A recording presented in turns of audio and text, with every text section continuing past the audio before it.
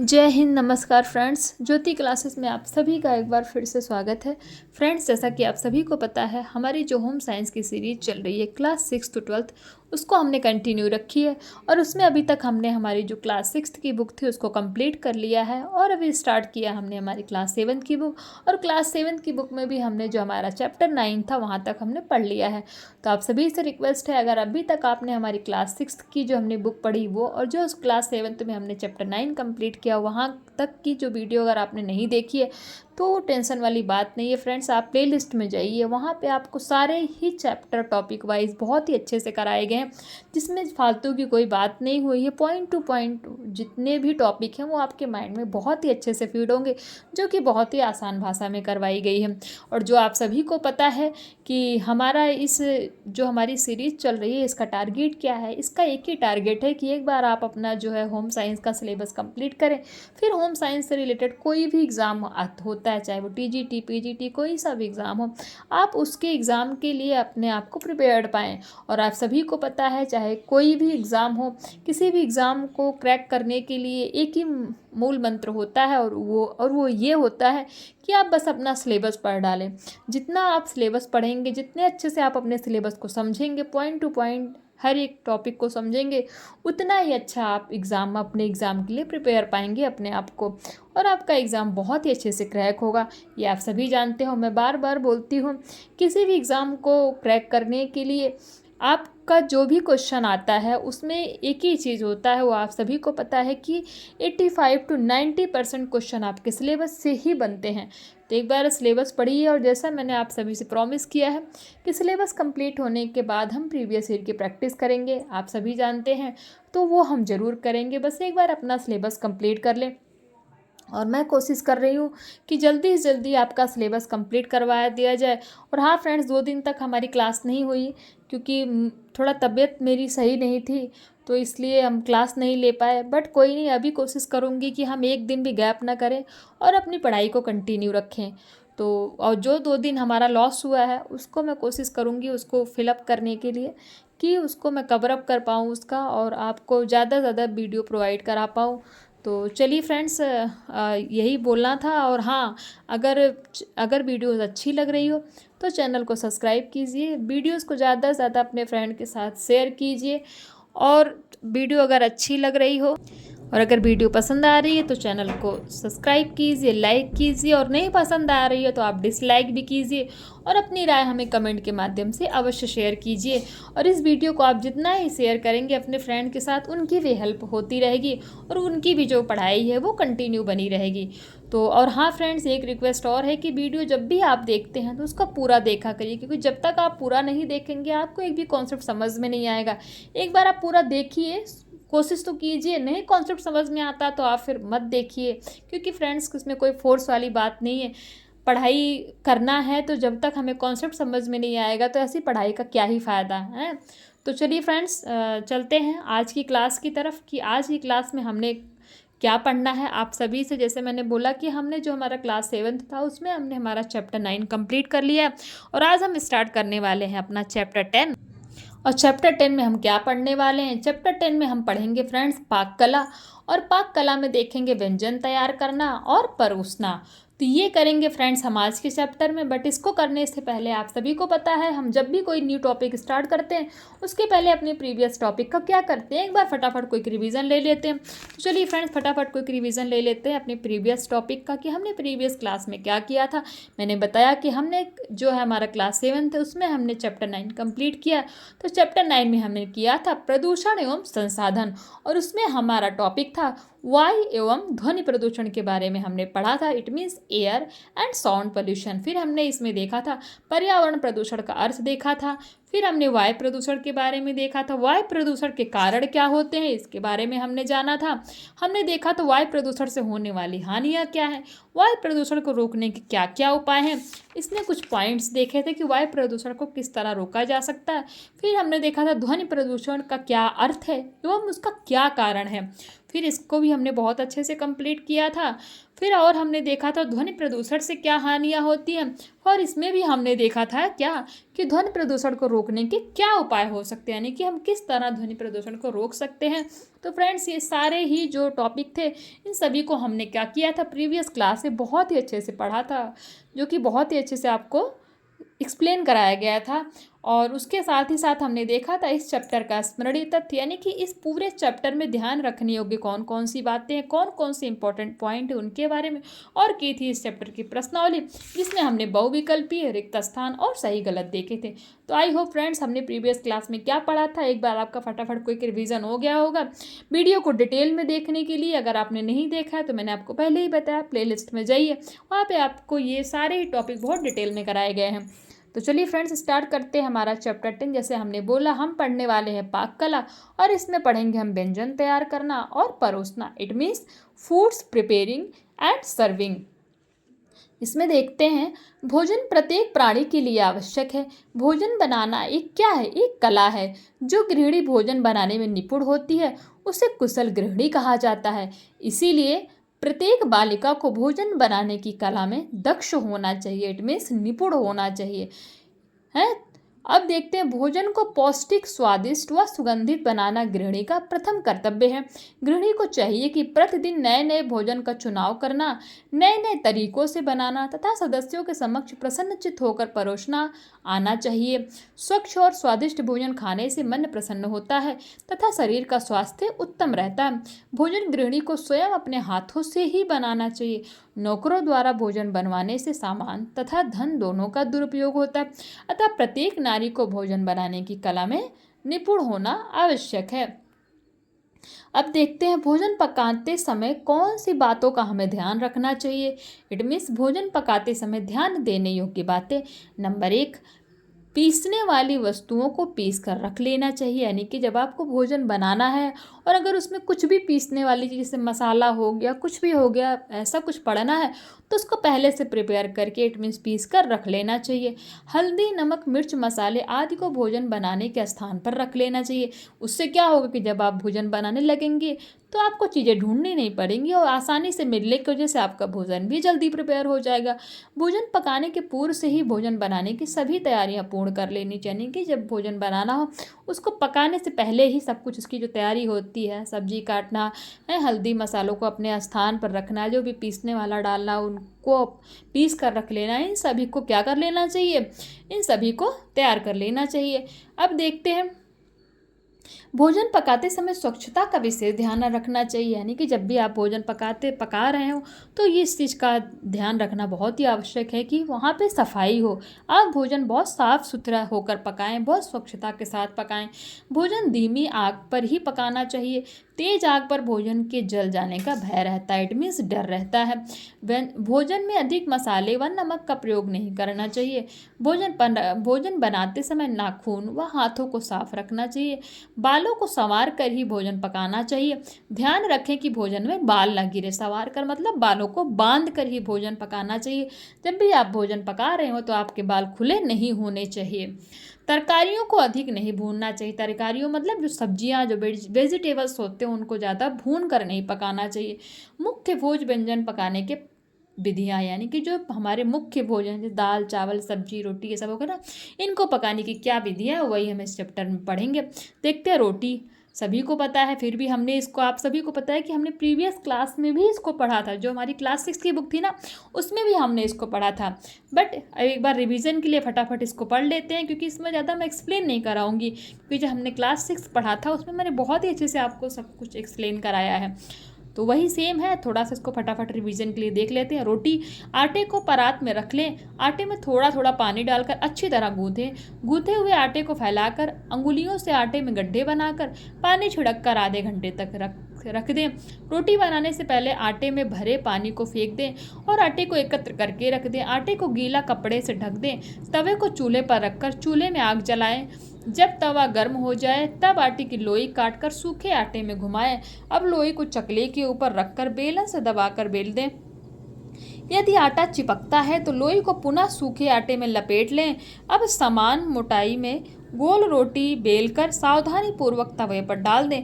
अब दूसरी लोई बनाना शुरू कर दें और तवे की रोटी पलट दें। बनी हुई लोई को सूखे आटे में लपेटकर चकले पर बेलन से बेलना शुरू करें। अब तवे से रोटी को चिमटे या हाथ की सहायता से उतार लो। रोटी को पलटकर आग पर रखकर सेको।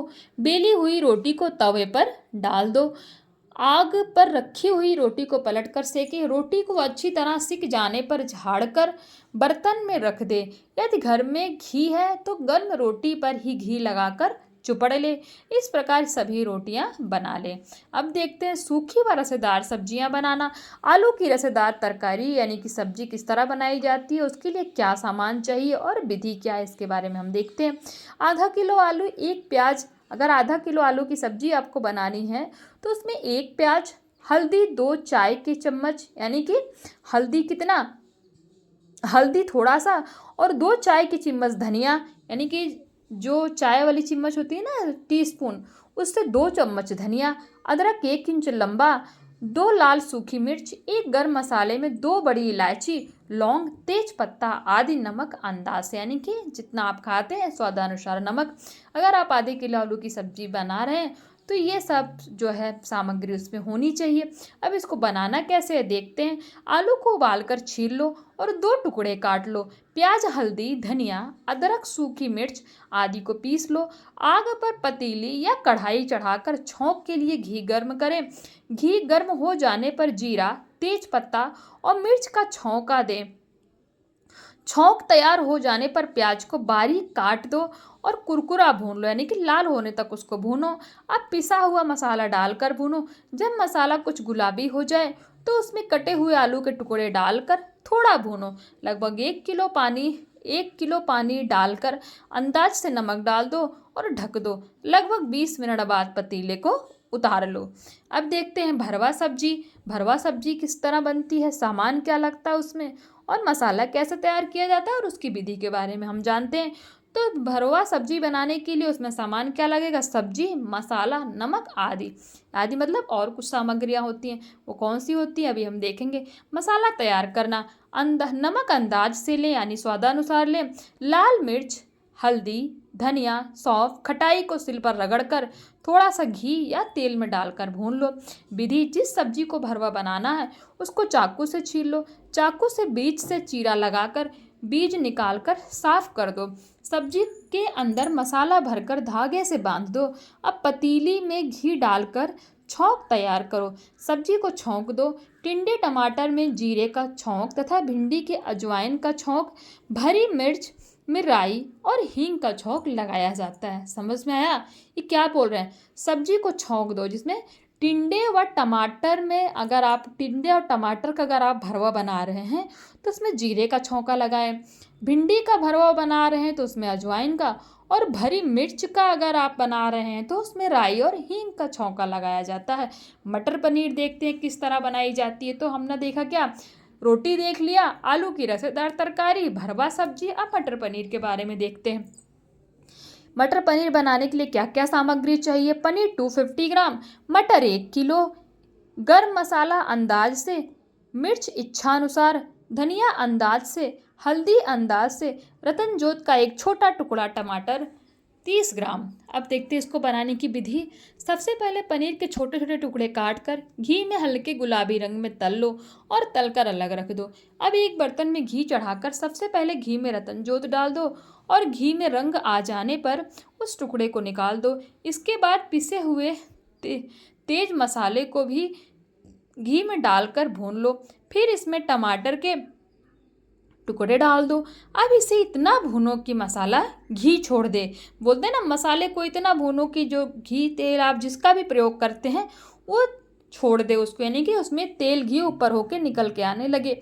इसमें मटर व पनीर के तले टुकड़े को, यानी कि जो आपने मटर व पनीर के जो टुकड़े किए हैं ना, उनको जो आपने तला है उनको क्या करो, टुकड़ों को डाल दो और पानी डाल दो। रसे में उबाल आने के बाद आँच को धीमी कर दो और तब तक पकाओ जब तक कि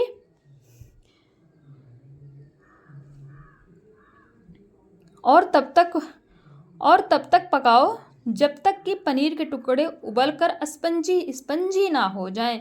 इस बात का ध्यान रखें कि सब्जी का रेशा पतला ना हो जाए।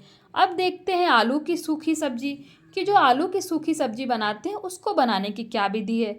तो आलू को उबाल कर छील लो, आलू को 2 टुकड़ों में काट लो, पतीली को आग पर चढ़ाकर छौंक के लिए घी डाल दो, जीरा तेज पत्ता व मिर्च का छौंक तैयार करो। अब पिसा मसाला डालकर भून लो। अब पतीले में आलू डालकर नमक भी भून दो। अब 100 ग्राम या 150 ग्राम पानी डाल दो, पतीली को ढक दो। जब पानी सूख जाए तो उसमें कटा धनिया मिला दो और पतीली को आग से उतार लो। सब्जी तैयार हो जाएगी। अब देखते हैं परवल की सूखी सब्जी किस तरह बनाई जाती है। बनाने की विधि देखते हैं। इसमें परवलों को चाकू से खरोच कर साफ करके धो लो। अब परवलों को चाकू से 4-4 फाँकों में काट लो, यानी कि 4 पार्ट में कर लो। कढ़ाई में घी या तेल डालकर आग पर चढ़ाओ। घी गर्म हो जाने पर जीरा, तेज पत्ता, लाल मिर्च का छौंक लगाओ। छौंक पक जाने पर परवल डालकर पिसी हल्दी, पिसा धनिया और नमक डालकर भूनो। जब भुन जाए तो थोड़ा पानी डालकर ढक दो। जब परवल गल जाए तो खटाई, दही आदि स्वाद के अनुसार डाल दो। लगभग 7 मिनट बाद कढ़ाई को आग से उतार लो। तो ये तो थी हमारी परवल की सूखी सब्जी किस तरह बनाते हैं उसके बारे में जाना। अब हम देखते हैं मूंग की दाल की खिचड़ी किस तरह बनाना है, उसकी सामग्री और उसकी विधि। तो मूंग की दाल की खिचड़ी बनाने के लिए हमें किन किन सामग्री की आवश्यकता पड़ती है। मूंग की दाल 100 ग्राम, चावल 150 ग्राम, पानी अंदाज से और नमक अंदाज से, यानी कि जितनी ज़रूरत हो उतना। अब इसको बनाने की विधि। दाल और चावल को एक बर्तन में डालकर अच्छी तरह धो लो।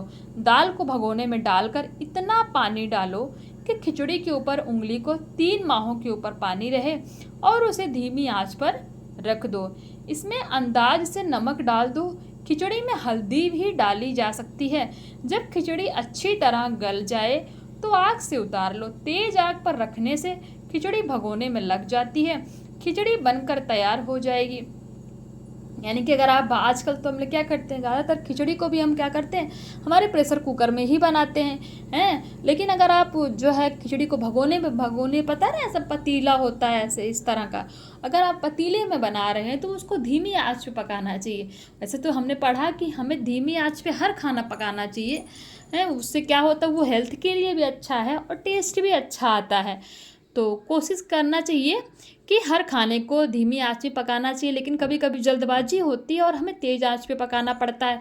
लेकिन खिचड़ी को अगर आप भगोने पे बना रहे हैं तो उसको अवश्य धीमी आंच पर पकाएं, क्योंकि अगर तेज़ कर देंगे तो वो नीचे से लगने लगेगी और नीचे नीचे वो जल जाएगी। अब देखते हैं पुलाव किस तरह बनाया जाता है। देखते हैं उसके लिए क्या मतलब किस सामग्री की आवश्यकता होती है और उसको बनाने की विधि क्या है।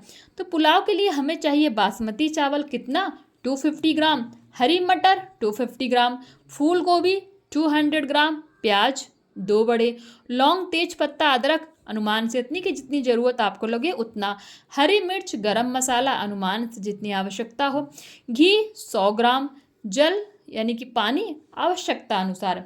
विधि।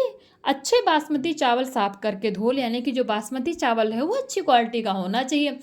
इन्हें इनसे 2 गुने जल में भिगो दें, यानी कि अगर चावल आधा किलो है तो 1 लीटर पानी में उसको भिगोएं। 2 गुने का मतलब ना डबल। फिर मटर के दाने छील लें तथा फूल गोभी के छोटे छोटे टुकड़े काट लें। हरी मिर्च भी काट लें। प्याज को लंबा लंबा काट लें। एक पतीले में घी डालकर सभी मसाले भून लें। 2 मिनट के बाद कटे हुए प्याज, मटर के दाने तथा फूल गोभी के टुकड़े भी डालकर भून लीजिए। इसके बाद बिना जल के चावल को भी 2-3 मिनट तक भून, यानी कि बिना पानी डाले मसालों के साथ क्या करना है, चावल को भी 2-3 मिनट तक भून लेना है। इसके बाद हाँ हमने पढ़ लिया, मिनट तक भून लें। इसके बाद हरी मिर्च, नमक तथा गरम मसाला व पानी डालकर हल्के हाथ से चलाकर ढक दीजिए। चावल के भली भांति गल जाने पर थोड़ा सा घी डाल दें तथा उतार कर ढक दें और गर्म गर्म ही परोसें। तो देखा फ्रेंड्स पुलाव बनाने की विधि है। तो इसके बनाने की विधि से ही तो मुंह में पानी आने लगा होगा ना भाई मेरे तो आने लगा, क्योंकि पुलाव तो शायद ही कोई होगा जिसको पसंद ना हो। अब देखते हैं भोजन परोसना, यानी कि हमने इतना सब कुछ बनाना तो सीख लिया। हमने क्या क्या सीखा, रोटी सीखी है, सूखी सब्जी यानी कि आलू की रसेदार सब्जी, भरवा सब्जी, मटर पनीर हैं, फिर आलू की सूखी सब्जी, परवल की सब्जी, मूंग की दाल की खिचड़ी, पुलाव बनाना। इट मीन्स इतने सारे खाने हमने, जो इतने सारे भोज्य पदार्थ हैं उनको हमने बनाना सीख लिया। अब उनको परोसने की क्या विधि है देखते हैं। जिस प्रकार भोजन बनाना एक कला है, उसी प्रकार भोजन परोसना भी एक कला। आप सभी को पता है कि भोजन देखने में जितना अच्छा लगता है, जितने अच्छे से परोसा सर्व किया जाता है, उतना ही ज़्यादा वो खाने के लिए उसको मन करता है। भोजन कितना ही स्वादिष्ट क्यों ना बना हो, यदि परोसा ठीक से ना जाए तो भोजन रुचिकर नहीं लगता। अतः भोजन को स्वादिष्ट तथा पौष्टिक बनाने के लिए उसे पूर्ण कुशलता के साथ परोसना आवश्यक है। भोजन परोसने की दो विधियां हैं, नंबर 1 देसी विधि और नंबर 2 विदेशी विधि। तो आप सभी को पता है हमने देसी विधि और विदेशी विधि कहाँ पढ़ी थी, फटाफट बताइए। क्लास 6 में पढ़ा था ना हमने। देखो अब भोजन पकाने की देसी विधि और विदेशी विधि नहीं पढ़ी थी हमने।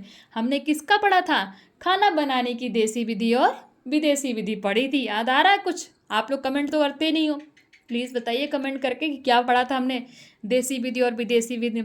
इसीलिए बोलते हैं प्रीवियस क्लास को देख करके अभी की क्लास देखा करिए, उससे क्या होगा, दोनों को बीच में आपस में कनेक्ट कर पाओगे आप दोनों टॉपिक को। तो हमने पढ़ा था ना देसी विधि और विदेशी विधि, बस तो परोसने की नहीं थी। अब आप बताइए किसकी थी। तो भोजन परोसने की दो विधि होती है, देसी विधि और विदेशी विधि। इसमें पटरे और चौकी का प्रयोग किया जाता है, अर्थात पटरे पर बैठा जाता है और चौकी पर खाने के बर्तन रखे जाते हैं, जैसे थाली, कटोरी, गिलास, लोटे में पानी आदि। देसी विधि में भोजन परोसने का प्रबंध सदैव फर्श पर चौकी या चटाई बिछाकर ही किया जाता है। इस विधि में भोजन आवश्यकता अनुसार पूछ पूछ कर दिया जाता है, यानी कि जिसको जितनी आवश्यकता हो उतना पूछ पूछ कर दिया जाता है। इस विधि में थाली में भोजन आवश्यकता अनुसार ही दिया जाता है तथा भोजन व्यर्थ नहीं होता। कौन सी विधि में? देशी विधि में। अब देखते हैं विदेशी विधि। विदेशी विधि द्वारा भोजन परोसना। इस विधि में खाने की एक मेज होती है जिस पर आकर्षक टेबल नेट बिछाई जाती है। प्रत्येक व्यक्ति के अनुसार टेबल मैट्स लगाई जाती है। बीच में एक टेबल मैट रखा जाता है जिसकी लंबाई अन्य यानी कि जो दूसरे मैट होते हैं उनसे क्या होती है, उनसे अधिक होती है। उसके ऊपर बीच बीच में एक फूलदान में फूल लगाकर रखे जाते हैं जिसे देखने में हमारा क्या, खाने का टेबल आकर्षक लगे। तथा नमकदानी यानी कि जिसमें वो रखते हैं ना, सॉल्ट रखा जाता है, नमकदानी, चम्मच, स्टैंड आदि रखे जाते हैं। टेबल मैट्स पर फुल प्लेट खाने के चम्मच, गिलास व बाउल्स रखे जाते हैं तथा नैपकिन भी सजाकर रखे जाते हैं। यानी कि इन सभी चीज़ों से तो क्या होता है, हमारा जो विदेशी विधि होता है वो देखने में आकर्षण लगता है। भोजन परोसने समय ध्यान देने योग्य बातें। भोजन परोसते समय परोसने वाले को निम्नलिखित बातों का ध्यान देना आवश्यक है, यानी कि अवश्य रखना चाहिए। वो क्या क्या है देखते हैं। भोजन हमारे प्रसन्न मुद्रा में रहकर परोसना चाहिए, यानी कि भोजन जब भी आप किसी को परोस रहे हैं तो हमेशा हर समय क्या हो, जब भी आप किसी को भोजन दे रहे हैं तो खुश मन से उसको भोजन खिलाइए। भोजन परोसने वाले बर्तन साफ होने चाहिए, यानी कि जिसमें आप भोजन परोस रहे हो बहुत ही नीट एंड क्लीन हो। यदि बालिका या गृहिणी भोजन परोस रही है तो बाल भली प्रकार से बंधे होने चाहिए जिससे बाल खाने में ना गिरे। गृहिणी को धोती का पल्ला या दुपट्टा लपेट कर रखना चाहिए। जिसने अगर किसी ने साड़ी पहना है, सूट पहना है, तो उसका जो पल्ला होता है उसको क्या करना चाहिए, लपेट कर रखना चाहिए। क्यों? जिससे कहीं यह फंसे नहीं तथा खाने में ना गिर पड़े। नाखून कटे हुए होने चाहिए जिससे खाने वाली की रुचि खाने में रहे। भोजन थोड़ा थोड़ा परोसना चाहिए, इससे भूख बढ़ती है। एक साथ भोजन परोस देने से भोजन से रुचि समाप्त हो जाती है। भोजन सावधानी से तथा स्वाभाविक गति से परोसना चाहिए जिससे भोजन गिरे नहीं और व्यक्ति की आवश्यकता से ज़्यादा उसके बर्तन में ना पड़े। भोजन हाथ से नहीं परोसना चाहिए। भोजन परोसने के लिए बड़े चम्मच का प्रयोग करना चाहिए। भोजन परोसते समय गिलास बाईं ओर रखने चाहिए और जग मेज के बीच भरकर रखना चाहिए। जग मतलब इसमें पानी हो, उसको क्या करना चाहिए, टेबल के बीचों बीच भरकर रखना चाहिए। खाने के बाद हाथ धोने और पोंछने की व्यवस्था होनी चाहिए। खाने के बाद सौंफ, इलायची, गिरी आदि का भी प्रबंध होना चाहिए। बोलते नहीं खाने के बाद हम सौंफ लेते हैं, तो उनका भी प्रबंध क्या है, होना चाहिए। तो फ्रेंड्स ये था हमारा चैप्टर 10, इसको हमने पढ़ लिया और आई होप ये आपको बहुत ही अच्छे से समझ में आया होगा। ये चैप्टर हमने यानी इसी से रिलेटेड हमने क्या किया था, हमारे क्लास 6 में भी पढ़ा था। जिसने भी क्लास 6 की वीडियोस देखी होगी तो उनको याद होगा कि हमने क्लास 6 में क्या पढ़ा था। इसीलिए बोलते हैं जब भी आप कोई न्यू वीडियो देखते हैं तो सबसे पहले जो आपको प्रीवियस वीडियो प्रोवाइड कराई गई उनको सीरीज़ वाइज देखिए, तब भी आप जो आगे की क्लास है उनको आप समझ पाएंगे। तो चलिए फ्रेंड्स, ये था हमारा आज का चैप्टर। मिलते हैं नेक्स्ट क्लास में। और प्लीज़ वीडियो को जो है ज़्यादा से ज़्यादा अपने फ्रेंड के साथ शेयर कीजिए, चैनल को सब्सक्राइब कीजिए, पसंद आ रहा है तो लाइक, नहीं पसंद आ रहा है तो डिसलाइक कीजिए। और अपनी राय कमेंट के माध्यम से हमें ज़रूर बताइए कि जो ये वीडियोस बनाई जा रही है क्या आपके लिए हेल्पफुल है या नहीं है। कुछ भी डाउट होता है प्लीज़ पूछिए। और हाँ फ्रेंड्स, आज का जो है हमने आज की हमारी जो क्लास है यहीं तक। मिलते हैं नेक्स्ट क्लास में, तब तक उसमें हम करेंगे क्या, हमारा इसी चैप्टर का स्मरणीय तथ्य और प्रश्नावली। तब तक के लिए जय हिंद, नमस्कार। हंसते रहिए, मुस्कुराते रहिए और एक दूसरे की हेल्प करते रहिए।